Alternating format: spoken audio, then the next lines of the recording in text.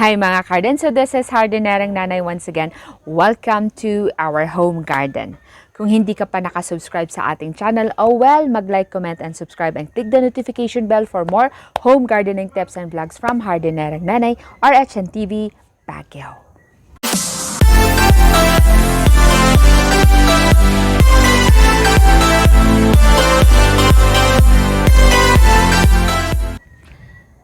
So for today, we are going to know more about the Njoy Pothos. Njoy like no E. It just spells like Njoy, like that.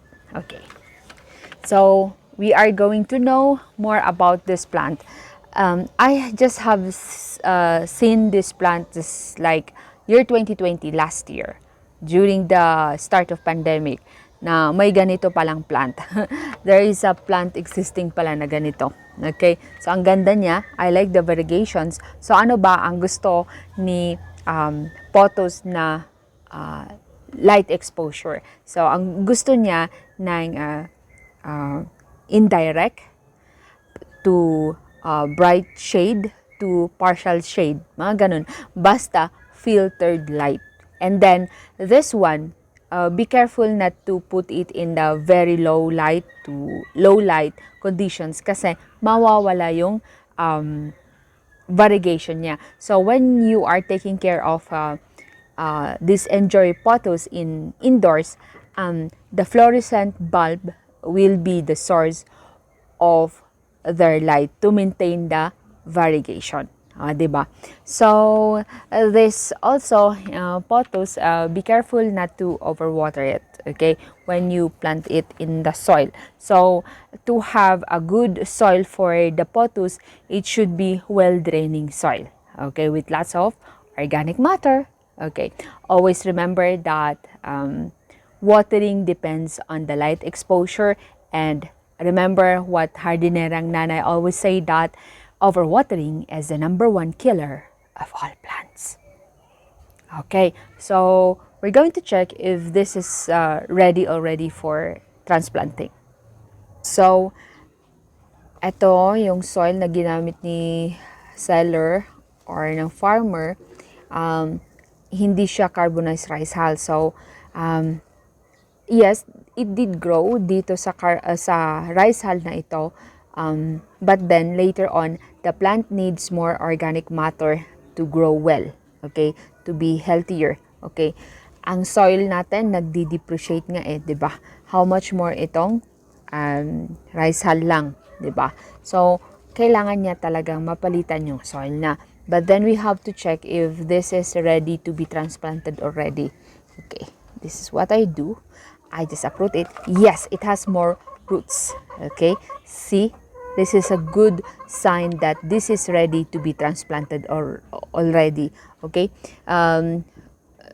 versus this one, say, yung binunot ko kanina, ayan, kulang pa. But still, we will transplant this one. But if possible, dapat ganito ka-healthy yung roots niya, ganito karami, pwede na siyang i-transplant. Alright, so I have here a recycled container. This metal actually is, we were using this one in our events as flower stands like that. So pandemic came and, well, we still need to use this one for our garden. So this is a recycled one. So it's it has holes already.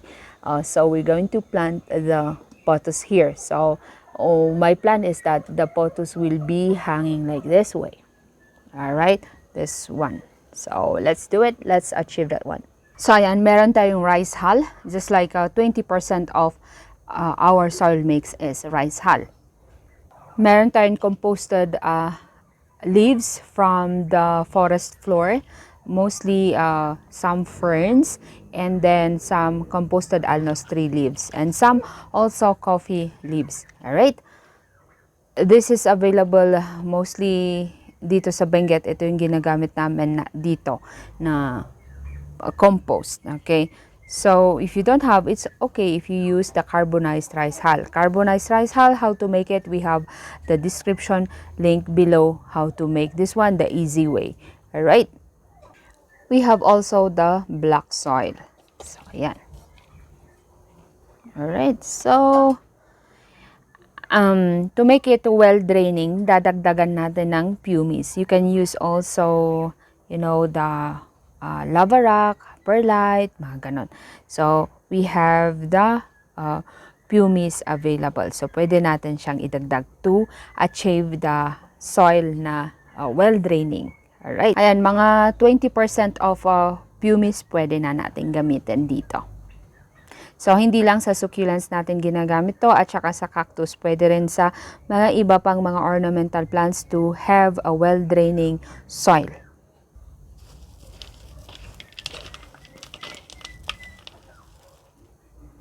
And of course, we have the composted cow manure. So, yung mga plants ni Hardenerang Nanay halos iisa lang yung mga soil mix natin. So, if you don't have the composted cow manure, pwede kayong gumamit ng vermicast. Alright, magtatanim na tayo. So, this plant, kung tingnan nyo, kung ipropagate natin ito, pwede natin putulin dito kasi may roots naman dito. So, may mga aerial roots naman dyan. So, madali lang ang propagation. Putol dyan, putol dyan, putol dyan. So, pwede, 'di ba mga garden? Pwede naman palaylay dyan para humaba pa siya o pwede naman paganyan dyan para humaba pa siya. Pero kung gusto mo talagang mag-propagate pa, paganon mo para mas madali lang na mag-root siya and then, establish na yung roots niya sa soil, pwede mo na siyang i-propagate, tanggalin, i-transplant. Okay, so didiligan natin to.